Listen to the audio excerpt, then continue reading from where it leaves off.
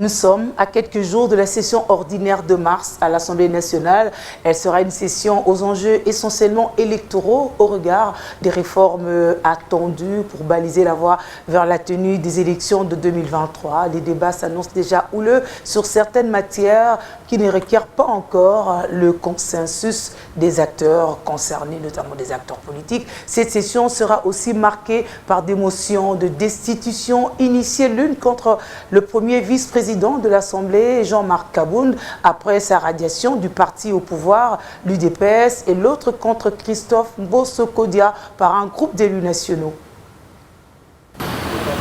À 18 mois, sauf imprévu de la présidentielle de 2023, la session ordinaire qui s'ouvre ce 15 mars à l'Assemblée nationale s'annonce agitée et aura des contours extrêmement politiques.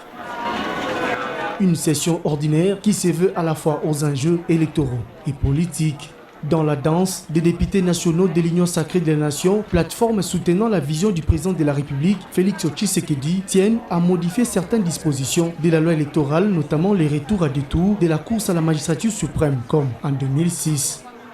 D'autres élus ne jurent que sur l'implication dans les calendriers de cette session de la proposition de loi dite de la Congolité, initiative de Noël Tchani, portée par le député national Tingi Pouloulou.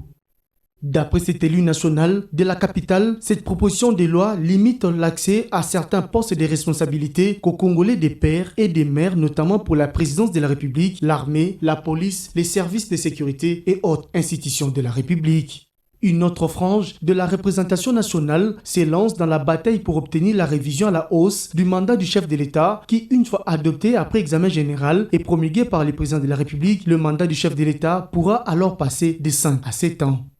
En ce qui concerne les élections des gouverneurs et des sénateurs, une autre opinion des élus nationaux opte pour les suffrages universels directs au regard des faits de corruption constatés pendant les votes d'après les formats actuels où des voix auraient été monnayées. Voilà autant de réformes électorales voulues consensuelles par les parties prenantes au processus électoral en vue des élections transparentes, démocratiques et réellement apaisées. Pendant ces temps, un vent de destitution semble souffler au bureau de la Chambre basse du Parlement.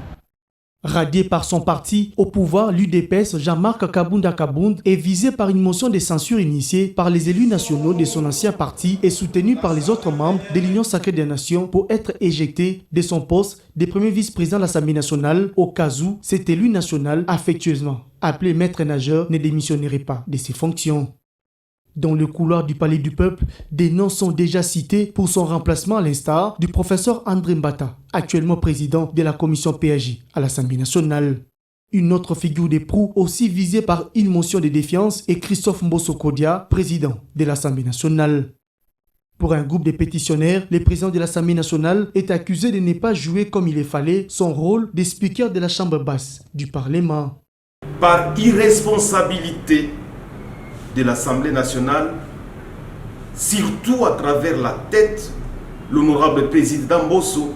qui est en train de gérer toutes les initiatives qui pouvaient permettre à ce qu'on fasse les contrôles sur le gouvernement et pour que le pays aille de l'avant. Riche en matière, cette session ordinaire de mars va aussi reprendre l'examen et l'adoption des projets de loi portant poursuite des opérations militaires contre les forces négatives dans les provinces du Nord Kivu et de l'Ituri, placées en état de siège par les chefs de l'État il y a presque 10 mois déjà.